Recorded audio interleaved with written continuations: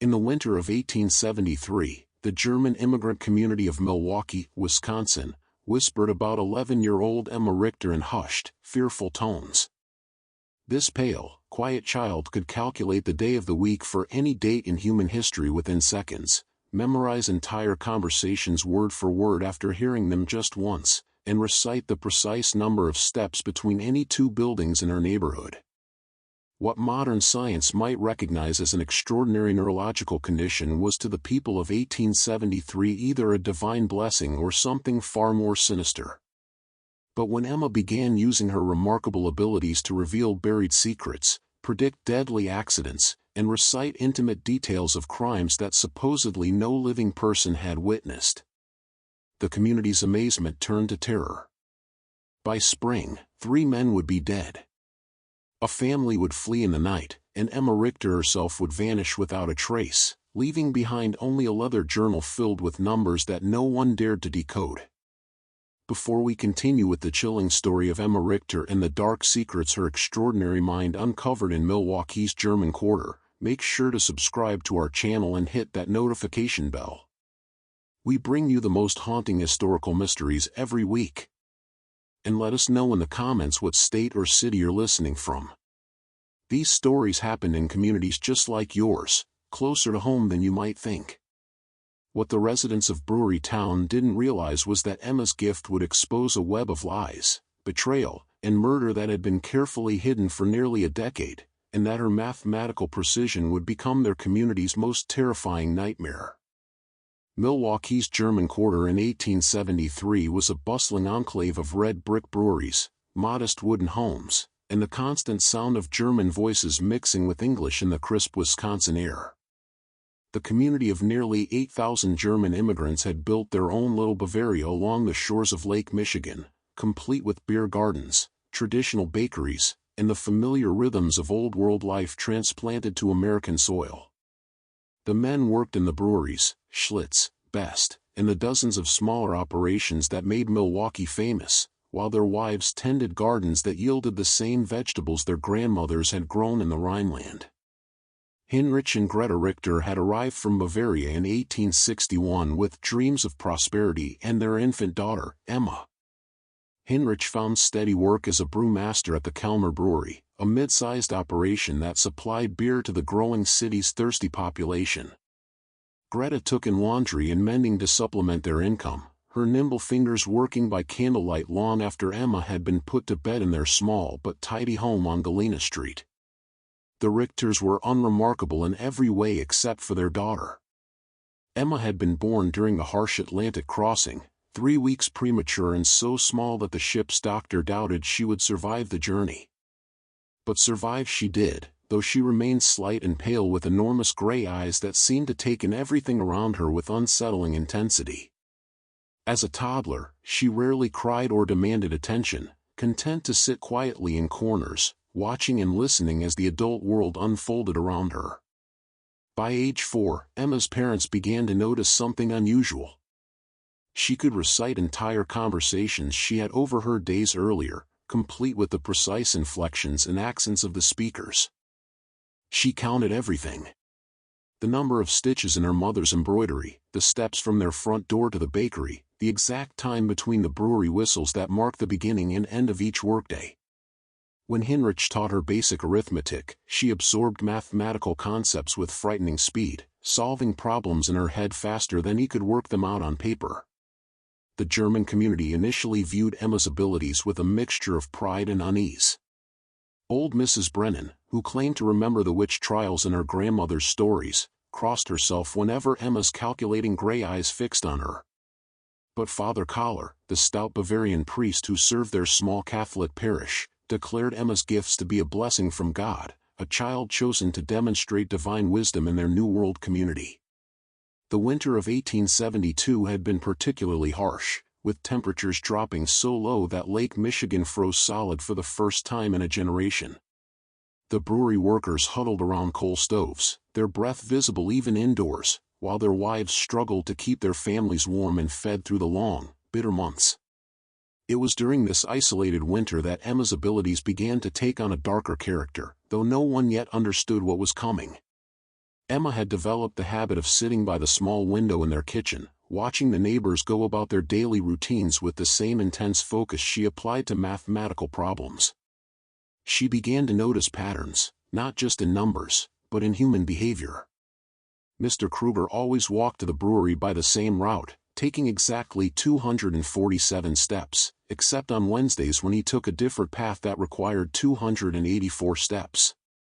Mrs. Fisher hung her laundry in a specific sequence, but when her husband worked late at the mill, she changed the order completely. These observations might have been dismissed as the quirks of an unusual child, except that Emma began to vocalize her findings in ways that made the adults increasingly uncomfortable. The transformation from curiosity to dread began on a gray February morning in 1873. Emma was sitting at the kitchen table, methodically eating her breakfast while her mother prepared her father's lunch pail when she suddenly looked up and announced, "Mr. Dietrich will not come home from the brewery today. He will die at exactly 14 minutes past 2 o'clock. Greta nearly dropped the tin pail she was holding. "Emma, mind God, what a terrible thing to say. Why would you think such a thing?" Emma's gray eyes remained fixed on her mother's face with that unsettling intensity. "He has been drinking from the small brown bottle for 17 days. Yesterday, he drank 3 times more than usual. His steps were uneven. 251 instead of his normal 244. When people change their patterns by more than 10%, something significant happens within 72 hours. Mr. Dietrich's pattern changed by 12%. The calculation is simple." Heinrich, who had been putting on his heavy wool coat, stopped and stared at his daughter. Jon Dietrich was indeed a drinker, but no more than half the men in the German quarter. The idea that Emma had been counting his steps and tracking his drinking habits was disturbing enough, but her calm mathematical certainty about his death sent a chill through both parents that had nothing to do with the Wisconsin winter. "You must not say such things, Emma," Heinrich said firmly. "It's not proper for a child to speak of death." Emma simply nodded and returned to her breakfast, but her parents exchanged worried glances over her bent head. They had grown accustomed to their daughter's unusual observations, but this felt different, darker, and more specific than her typical mathematical pronouncements. At precisely 14 minutes past 2 that afternoon, Jon Dietrich collapsed in the brewery's malt room. The official cause of death was heart failure brought on by what Dr. Mayer determined to be chronic alcohol poisoning. The brewery workers who found him noted that he had been acting strangely for weeks, drinking more heavily than usual and showing signs of severe anxiety. But what truly unsettled them was the timing. Emma Richtor's prediction had been accurate to the minute. Word of Emma's grim prophecy spread through the German quarter like smoke from a chimney fire. Some dismissed it as coincidence, but others remembered the pale girl with the calculating eyes and began to wonder what else she might have observed during her silent vigils at the kitchen window. The Richter family found themselves the subject of whispered conversations and sideways glances when they walked to church or visited the market. Father Collar, who had previously praised Emma's gifts as divine, now seemed less certain. When Heinrich approached him after Sunday Mass, seeking guidance about his daughter's disturbing prediction, the priest's jovial demeanor had been replaced by something approaching concern. "Heinrich, my friend," Father Collar said, his Bavarian accent thick with worry. "Perhaps it would be best if young Emma spent less time watching the neighbors and more time with her prayers. The Lord gives us gifts, yes, but sometimes the devil can twist even the most innocent abilities toward darker purposes." This suggestion troubled Heinrich deeply. He had always been a practical man, more concerned with the science of brewing than the mysteries of faith. But even he could not dismiss the unsettling accuracy of Emma's prediction. That evening he sat his daughter down for a serious conversation. "Emma, you must tell me the truth. How did you know about Mr. Dietrich?" Emma looked at her father with those enormous gray eyes, her expression as calm and analytical as always. "I watch, I count, I remember."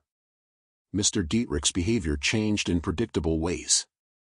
When someone increases their alcohol consumption by 37% over a 17-day period while simultaneously reducing their food intake by approximately 20%, cardiac stress becomes inevitable.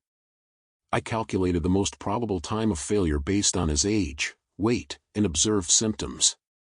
Heinrich felt his blood run cold. His 11-year-old daughter was speaking like a physician or something far more troubling. But Emma, how could you know all these details about Mr. Dietrich eating and drinking?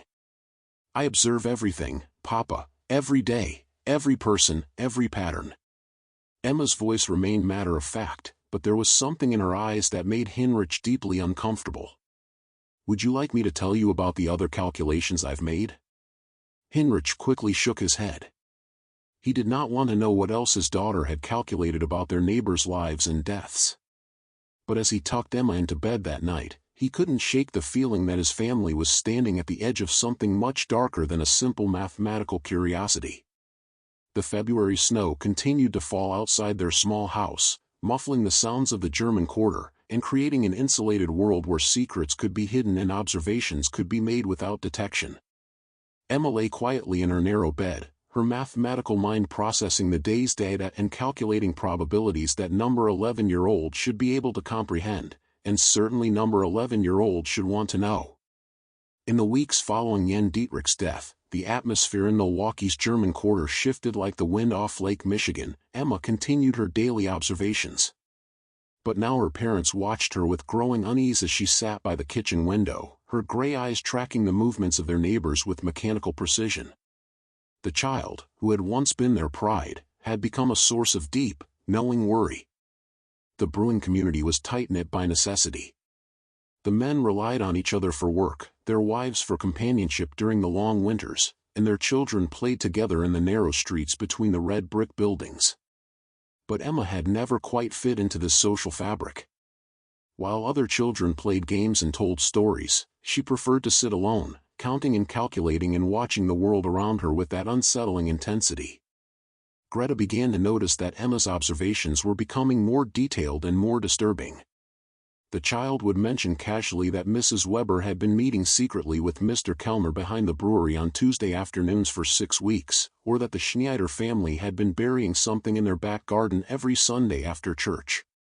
When Greta asked how Emma could possibly know such things, the girl would simply explain that she had observed the patterns and calculated the probabilities. "People think they are being secret," Emma said one March morning as she methodically buttered her bread. "But they follow patterns just like numbers. Mrs. Weber always tells her husband she's visiting her sister on Tuesday afternoons, but she takes 127 steps to Mr. Kellner's house instead of 349 steps to her sister's. The Schneiders bury objects wrapped in cloth exactly 73 centimeters apart in a grid pattern. They believe no one is watching, but I am always watching." Heinrich had heard enough. That evening, after Emma was asleep, he spoke seriously with his wife about their daughter's increasingly troubling behavior. "Greta, this cannot continue. Emma is becoming unnatural. Children should not observe such things, and they certainly should not speak of them so coldly." Greta nodded, her hands trembling as she mended one of Heinrich's work shirts. "I'm frightened, Heinrich. Not of Emma, but of what people will think. Already the neighbors look at us strangely. Mrs. Brennan crossed the street yesterday when she saw me coming. And Father Collar, he has not visited us since Jan's death." Their fears proved justified when 3 days later, Emma made another of her mathematical announcements. She was helping her mother prepare dinner when she suddenly stopped peeling potatoes and looked up with that familiar calculating expression. "Mrs. Weber will be discovered tomorrow at 11 in the morning. Her husband will find her with Mr. Kellner in the brewery office. There will be violence." Greta dropped her paring knife. "Emma 9, you must not say such things." But Emma continued with the same mathematical certainty she applied to her arithmetic lessons. "Mrs. Weber has been arriving at the brewery 7 minutes earlier each week for 6 weeks. Mr. Kellner has been staying 33 minutes later each day. Tomorrow, Mr. Weber will return from his delivery route 47 minutes early because his horse is developing lameness in her left front leg. I have observed her gait deteriorating for 11 days. The convergence of these 3 variables makes discovery inevitable." Heinrich, who had been listening from the doorway, felt his chest tighten with dread. His daughter was not just observing their neighbors. She was predicting their futures with terrifying accuracy. "Emma, how do you know about Mr. Weber's horse?" "I count her steps when she passes our house. On March 1st, she favored her right legs 53% of the time. Today, it was 68%. Tomorrow, the lameness will be severe enough to slow the delivery route by 47 minutes, causing Mr. Weber to return early." The next day unfolded exactly as Emma had calculated. Wilhelm Baer discovered his wife Anna in a compromising position with brewery owner Ernst Kellmer. The confrontation that followed left Kellmer with a broken nose and 3 cracked ribs, while Anna was beaten so severely that Dr. Mueller had to be summoned. The scandal rocked the tight-knit German community. But what disturbed people even more was the growing realization that little Emma Richter had somehow predicted the entire sequence of events. Word spread quickly through the neighborhood. The pale girl with the mathematical mind had not only predicted young Dietrich's death, but had also foreseen the Weber-Kellmer scandal with unsettling precision. People began to whisper about the strange child who sat at her window, watching and calculating and somehow knowing things that no child should know. The Richter family found themselves increasingly isolated. Former friends avoided them at church. Children were forbidden from playing near their house, and even the shopkeepers in the German quarter began to treat them with barely concealed suspicion. Heinrich's position at the brewery became tenuous. His fellow workers viewed him with unease, and Ernst Kellmer, still recovering from his beating, made it clear that the Richter family was no longer welcome at company social events. But Emma seemed oblivious to the growing hostility around her. She continued her daily observations, her mathematical mind processing data and calculating probabilities with mechanical precision. She began keeping a leather journal, filling its pages with numbers, dates, and observations that her parents dared not read. The sight of their 11-year-old daughter bent over her calculations, writing in neat columns of figures filled them with a dread they could not name. As winter gave way to spring, the isolation deepened. The German quarter that had once felt like home now seemed hostile and threatening. Heinrich began to consider the unthinkable, leaving Milwaukee, abandoning the life they had built, and starting over somewhere far from the whispers and the fear and the terrible accuracy of their daughter's predictions. But Emma was not finished with her calculations. The worst was yet to come, and her mathematical mind had already begun processing the data that would lead to the darkest secrets of all. As April arrived in Milwaukee, bringing with it the first tentative warmth after the brutal winter, Emma's journal grew thicker with her precise notations. The leather-bound book had become her constant companion, and she filled its pages with increasingly complex calculations that went far beyond simple mathematics. Her parents caught glimpses of charts tracking human behavior patterns, tables of numerical sequences they couldn't understand, and detailed maps of the German quarter marked with symbols and measurements. The community's fear of Emma had begun to manifest in more concrete ways. Children were forbidden from walking past the Richter house. Shopkeepers served the family quickly and without conversation, and even Father Collar had begun limiting his interactions with them to formal church services. But Emma's isolation only seemed to sharpen her observational skills, as if the removal of normal social distractions allowed her unusual mind to focus more intently on the mathematical patterns she perceived in human behavior. Dr. Friedrich Mueller, the community's physician, had grown increasingly curious about Emma's abilities. Unlike the superstitious whispers of the neighbors, Dr. Mueller approached the situation with scientific interest.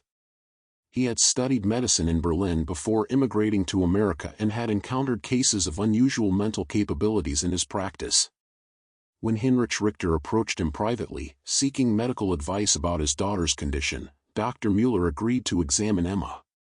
The examination took place on a rainy Thursday morning in Dr. Miller's office above the pharmacy on Water Street. Emma submitted to the doctor's questions and tests with the same mathematical precision she applied to everything else, answering each inquiry with detailed accuracy, while her gray eyes remained fixed on some invisible calculation. "Emma, Doctor," Mueller said in his accented English, "your father tells me you can predict when certain events will happen. Can you explain to me how you do this?" Emma looked at the doctor with that unsettling intensity. "I observe patterns and calculate probabilities based on established behavioral data." People believe their actions are random, but they follow mathematical sequences. When I have sufficient data points, I can predict future behavior with high accuracy. Dr. Mueller leaned forward, intrigued despite himself. Can you give me an example? Emma consulted her journal, flipping through pages of neat numerical notations. Mrs. Brennan believes she is keeping a secret, but her pattern is quite obvious. Every Tuesday and Friday for 8 weeks, she has walked to the church at exactly 3:15 in the afternoon. But instead of entering for prayer, she continues to the rectory and remains for precisely 43 minutes. Father Kerr's pattern has also changed. He has been purchasing extra candles and wine, and his evening prayers have extended by an average of 17 minutes on Tuesdays and Fridays. The correlation is statistically significant. Dr. Mueller felt his breath catch. The implications of what Emma was suggesting about the priest and the widow were scandalous enough, but the methodical way she had documented her observations was deeply troubling. Emma, how long have you been watching people in this way? Always, Emma replied simply. Since I was very small, but I only began making calculations when I learned mathematics. The patterns became clearer then.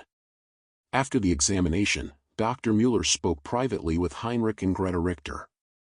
His medical training told him that Emma's condition was neurological rather than supernatural, but he had no framework for understanding what he had observed. Your daughter's mind works differently than other children's. He explained she processes information in ways that seem almost mechanical. In my opinion, this is a medical condition, not the other things people are saying. But even Dr. Mueller's scientific perspective couldn't diminish the growing dread that surrounded Emma's predictions. 2 days after his examination, Emma made another of her calculated announcements. There will be a fire at the Zimmerman house on Sunday evening. It will start at 8:47 and spread to 3 adjacent buildings before the volunteer fire brigade can respond. Mr. Zimmerman will not survive. Heinrich felt the familiar chill that accompanied his daughter's predictions. Emma, you must not say such things. How could you possibly know about a fire? Emma consulted her journal. Mr. Zimmerman has been drinking lamp oil mixed with whiskey for 12 days. I observed him purchasing both items in quantities that exceed normal household use. His wife left for Chicago to visit her sister yesterday, which follows the pattern of wives leaving before significant domestic incidents occur. The chimney on their house has structural damage that I calculated based on the angle of smoke emission and the pattern of soot deposits.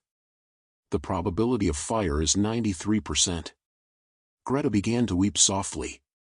The clinical way Emma discussed potential tragedy, as if human suffering were simply another mathematical problem to be solved, frightened her more than any supernatural explanation would have. This was her child, but she no longer recognized the cold precision in Emma's voice or the mechanical way she processed human pain. Heinrich made a decision that would haunt him for the rest of his life. He decided to warn Franz Zimmerman about Emma's prediction, hoping that preventive action might save a life and perhaps demonstrate that his daughter's calculations could be used for good rather than simply predicting disaster. He found Zimmerman at the brewery Saturday evening, stumbling drunken, reeking of the lamp oil Emma had mentioned. Heinrich's warning was met with belligerent laughter and crude jokes about the devil child who thinks she knows everything. But something in Heinrich's desperation must have penetrated Zimmerman's alcoholic haze because he promised to be extra careful with the lamps.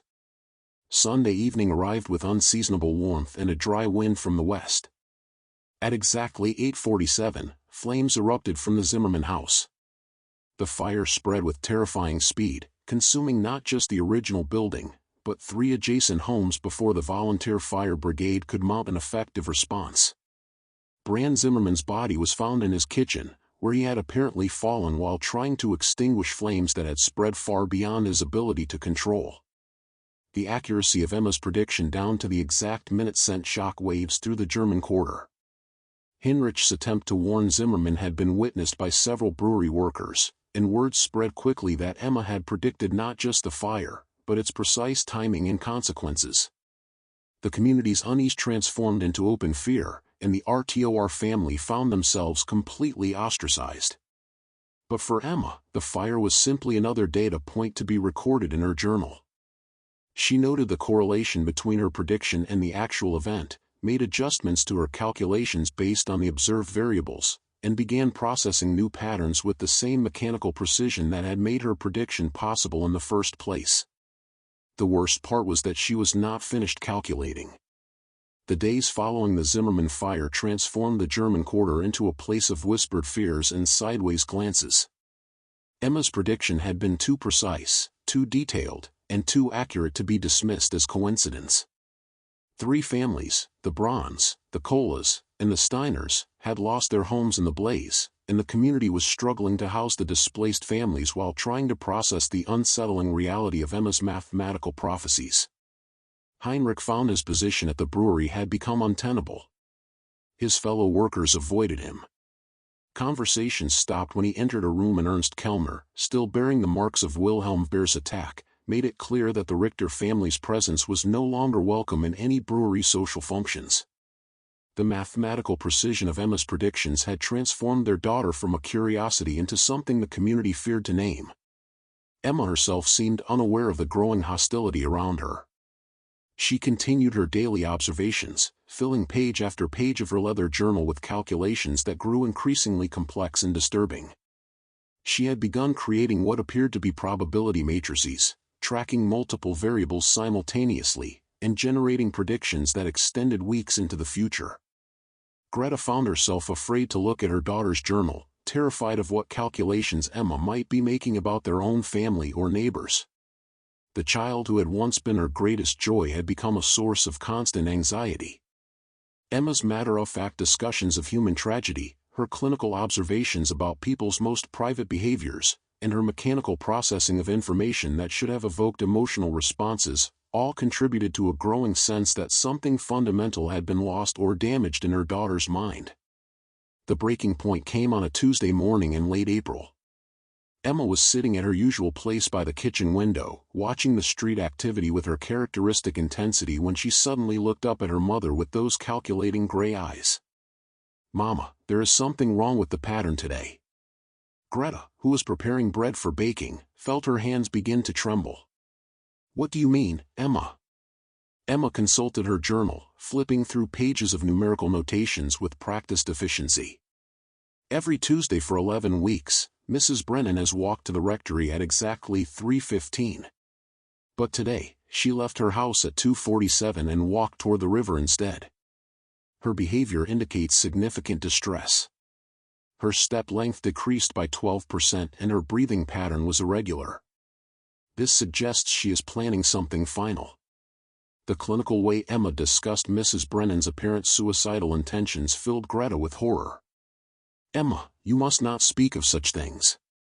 Mrs. Brennan is a good woman. She would never."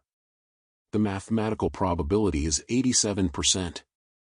Emma interrupted with the same tone she might use to discuss the weather. "People who dramatically alter established behavioral patterns while displaying physical signs of distress typically execute irreversible decisions within 4 hours of the pattern change. Mrs. Brennan's pattern changed 43 minutes ago." Greta felt the world tilting around her. The realization that her 11-year-old daughter was calmly predicting a neighbor's suicide with mathematical precision was more than she could bear. She dropped her bread dough and ran to find Heinrich, who was in their small garden behind the house trying to find some normalcy in the simple act of preparing soil for spring planting. "Heinrich, you must come quickly. Emma says Mrs. Brennan is going to harm herself. We must do something." Heinrich looked at his wife's terrified face and felt the familiar dread that had become their constant companion. They found Emma still sitting by the window, making additional notations in her journal as if recording a scientific observation rather than predicting a human tragedy. "Emma, tell me exactly what you observed about Mrs. Brennan." Emma looked up from her calculations. She deviated from her established Tuesday pattern by 28 minutes. Her physical indicators suggested severe emotional distress. Based on historical data about behavioral pattern disruption, the probability of self-harm is 87%. With peak likelihood occurring between 5 and 7 this evening, Heinrich made a decision that revealed both his desperation and his growing acceptance of Emma's abilities. He left the house immediately and went searching for Margaret Brennan, following the route toward the river that Emma had indicated. He found the elderly widow standing on the dock where the fishing boats tied up, staring into the dark water with an expression of profound despair. "Mrs. Brennan," Heinrich called softly, approaching carefully so as not to startle her. "Are you all right?" The elderly woman turned toward him, her eyes red with tears. "Heinrich, what are you doing here?" I was concerned about you. You seem troubled lately." Mrs. Brennan's face crumpled. "I cannot bear it anymore, Heinrich. The shame, the whispers, the knowledge that everyone knows about my weakness. Father Collar says it is sin, but I cannot help what I feel for him. Better to end it than to live with this disgrace." Heinrich realized with growing horror that Emma's observations about Mrs. Brennan and Father Collar had been accurate, and that the elderly woman was indeed contemplating suicide rather than face the scandal. He spent the next 2 hours talking Margaret Brennan away from the river, convincing her that shame was not worth dying for and that the community's judgment would eventually fade.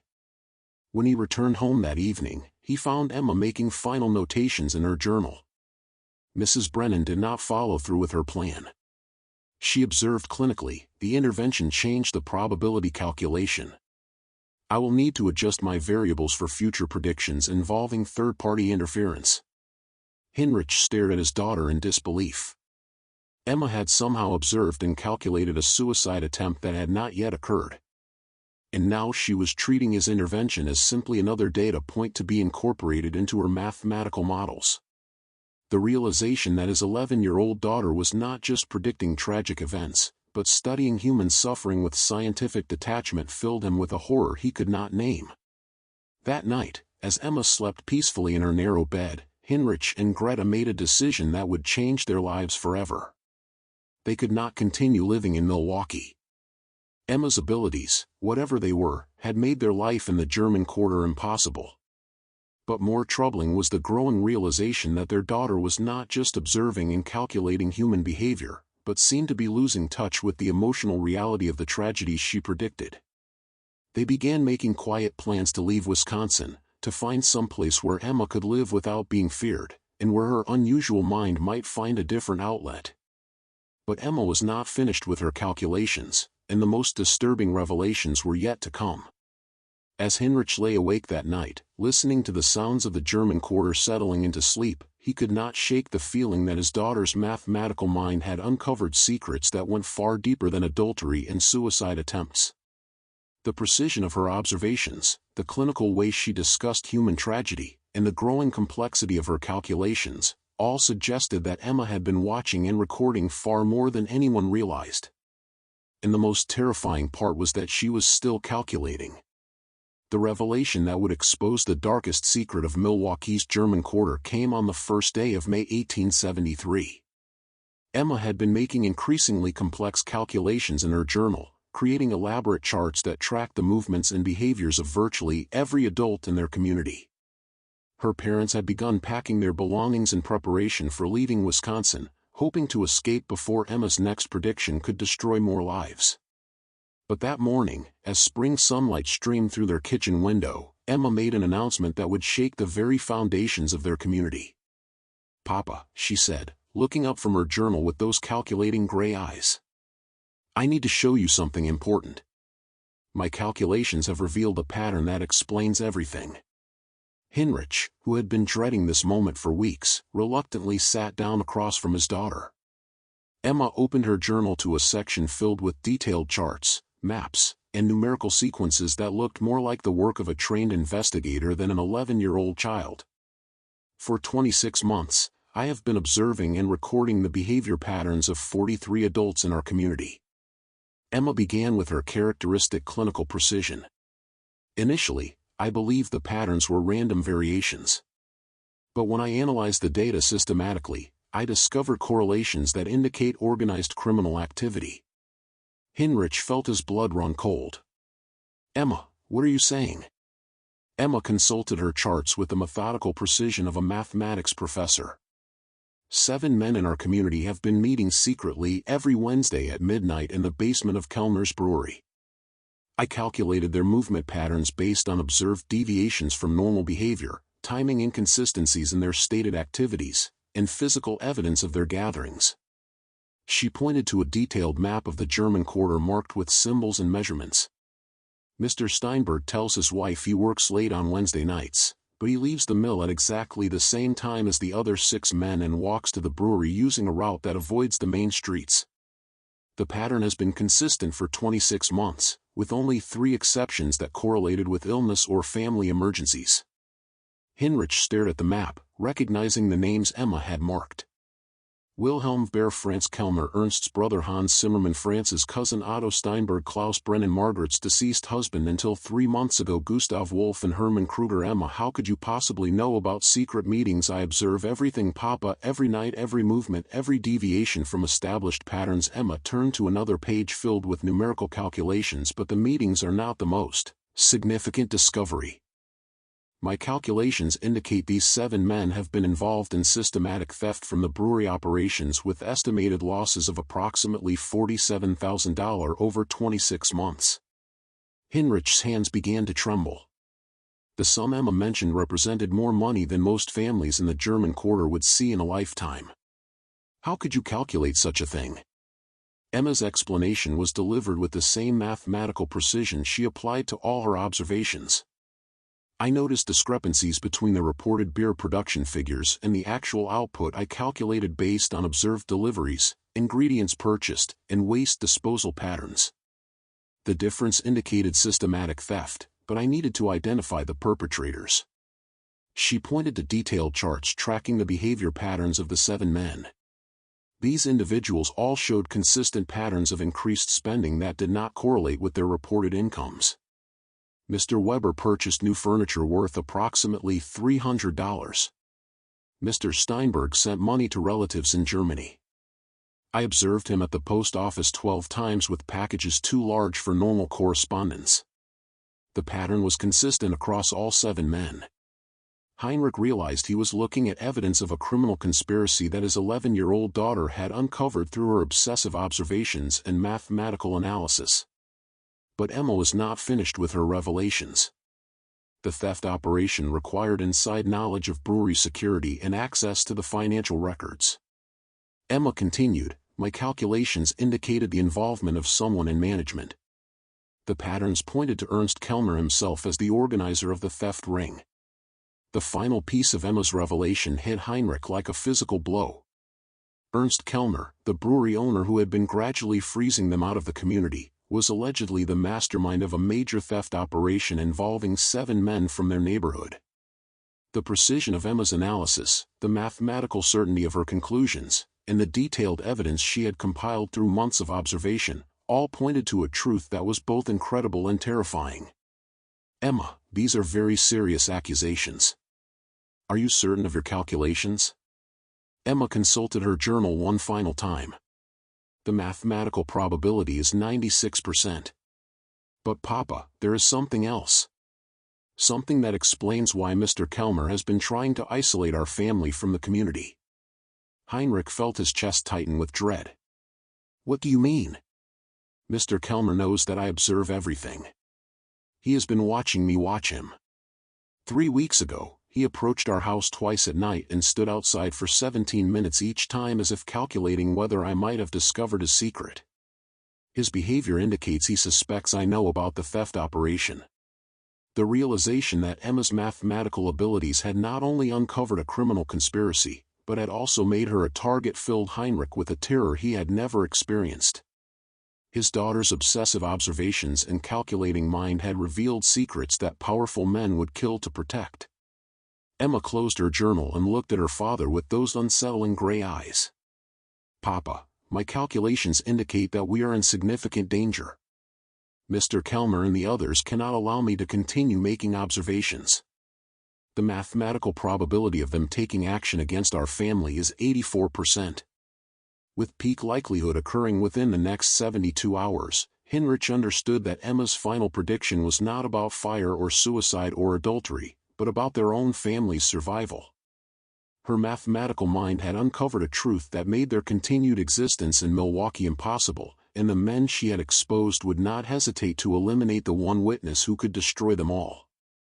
That evening, Heinrich made a decision that would save his family's life. Using the detailed evidence Emma had compiled in her journal, he approached Dr. Mueller under cover of darkness and shared Emma's discoveries. The physician, who had already been disturbed by Emma's unusual abilities, was stunned by the mathematical precision of her criminal investigation. "Heinrich, if what Emma has calculated is true, we are looking at the largest theft operation in Milwaukee's history," Dr. Mueller whispered as he examined the journal by lamplight in his office. "But more importantly, if Kellner suspects that Emma knows, your family is in mortal danger." Dr. Mueller agreed to help them escape Milwaukee immediately. Using his medical connections, he arranged for Heinrich to receive an emergency job offer at a brewery in distant Minnesota, providing cover for their sudden departure. They would leave that very night before Emma's 72-hour prediction could come to pass. As the RTOR family loaded their few belongings into Dr. Mueller's wagon under cover of darkness, Emma made one final observation that would haunt Heinrich for the rest of his life. "Papa, in approximately 6 months, the theft operation will be discovered through other means. Mr. Kellner will face justice, but 3 of the 7 men will not survive the investigation. The mathematical probabilities are quite clear." Heinrich shuddered as he lifted his daughter into the wagon. Even as they fled for their lives, Emma was calculating the future consequences of the conspiracy she had uncovered. Her prediction would prove accurate in every detail. By winter, a federal investigation would expose the theft ring. Ernst Kellner would be arrested and convicted, and 3 of his accomplices would die under suspicious circumstances that were never fully explained. But on that dark May night in 1873, as their wagon rolled through the sleeping streets of Milwaukee's German Quarter, Heinrich could only think about how his daughter's extraordinary mathematical mind had both saved their lives and destroyed the only home they had ever known in America. The Richter family vanished from Milwaukee in the early hours of May 2, 1873, leaving behind only whispered stories and unanswered questions. Dr. Mueller reported that they had received an emergency family summons back to Bavaria, but the few people who bothered to ask noted that no ship passenger records could be found to confirm their departure from America. What the residents of the German Quarter never learned was that Heinrich, Greta, and Emma Richtor had indeed traveled to Minnesota, where Heinrich found work at a small brewery in the town of New Ulm. Dr. Mueller had sworn to keep their location secret. Understanding that Emma's mathematical abilities would always make her a target for those who feared exposure of their secrets. In New Ulm, the Richter family attempted to build a new life far from the whispers and fears that had driven them from Milwaukee. Heinrich found the brewery work familiar and satisfying, while Greta slowly began to rebuild the domestic routines that had been shattered by Emma's disturbing predictions, but Emma herself remained unchanged. Her mathematical mind continued to observe, calculate, and record human behavior patterns with the same mechanical precision that had made her both famous and feared. Dr. Mueller maintained correspondence with the family for several months, reporting that Emma had begun working with a mathematics professor at a nearby college who was fascinated by her unusual abilities. The professor, a German immigrant named Dr. Hermann Weiss, approached Emma's condition from a scientific rather than supernatural perspective, helping her understand and channel her observational skills in ways that might prove beneficial rather than destructive. But the most significant revelation came in November of 1873, when Mueller received a letter from Heinrich containing Emma's final prediction about the Milwaukee theft operation. As she had calculated with mathematical precision, federal investigators had indeed uncovered Ernst Kellner's conspiracy. Kellner was arrested and convicted of embezzling over $50,000 from multiple brewery operations. Wilhelm Weber, who had been Kellner's primary accomplice, was found dead in his home under circumstances that were ruled a suicide, but which many suspected were something far more sinister. Otto Steinberg and Hermann Kruger also died within weeks of the investigation's conclusion. Steinberg in what appeared to be a drunken accident, and Kruger from what Dr. Mueller diagnosed as a sudden heart attack that bore suspicious similarities to the symptoms of certain poisons. Emma's mathematical analysis of the criminal conspiracy had been accurate in every detail, including her prediction that not all of the conspirators would survive the eventual discovery of their crimes. The precision of her calculations, even from hundreds of miles away and months in advance, confirmed what Heinrich had come to understand about his daughter's extraordinary and terrifying abilities. The German quarter of Milwaukee slowly recovered from the scandal and tragedy of 1873.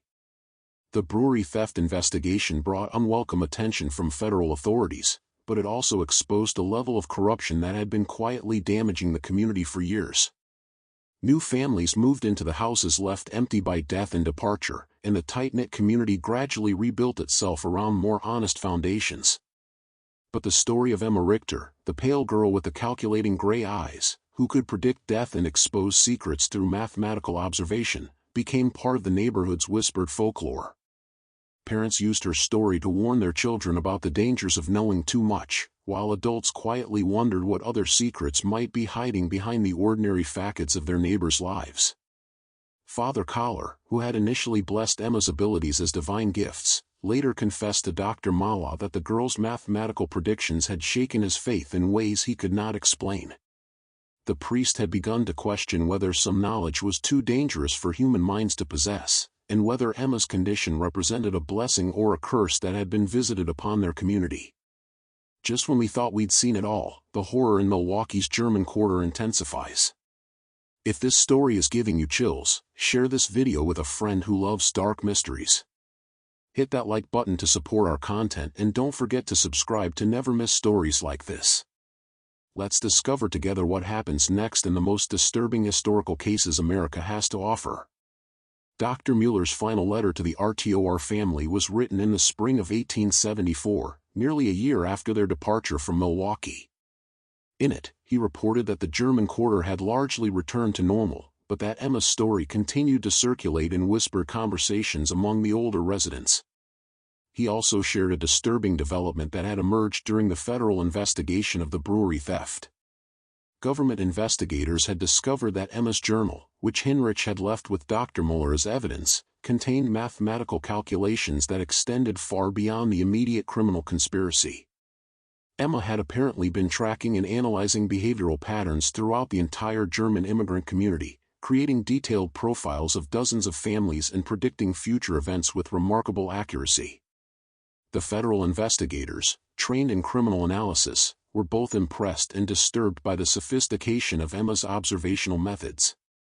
"Your daughter's mind works in ways that professional investigators might envy," Dr. Mueller wrote. "But I confess that I am grateful she is far from Milwaukee. The precision of her observations and the mathematical certainty of her predictions represent a kind of knowledge that I fear is too dangerous for any community to possess." The final mention of Emma Richtor in any historical record comes from a brief notation in the New Ulm College Mathematics Department records from 1875. Professor Hermann Weiss reported that his special student had demonstrated unprecedented abilities in statistical analysis and behavioral prediction, but that her family had decided to relocate once again for personal reasons.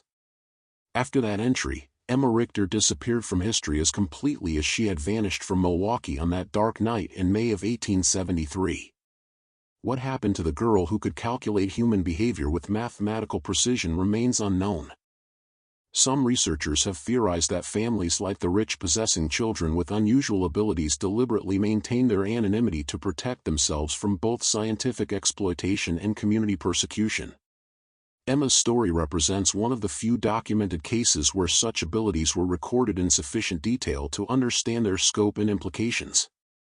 This mystery shows us that the human mind remains one of our greatest enigmas, capable of developing extraordinary abilities that challenge our understanding of intelligence, observation, and prediction. In 1873, Emma Richtor's mathematical approach to human behavior was seen as either divine or demonic. But modern science recognizes that conditions like Sant syndrome, autism spectrum disorders, and hypothermia can indeed create minds that process information in ways that seem almost supernatural to those who don't understand the neurological mechanisms involved. What do you think of his story? Do you believe everything was revealed? Or do you think Emma's abilities extended even further than what we discovered? Leave your comment below and let us know if you've ever encountered someone with similar extraordinary mental abilities.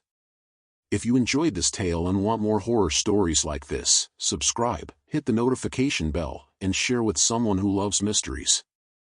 These historical cases remind us that the most frightening truths are often hidden in plain sight, waiting for the right mind to calculate their terrible secrets.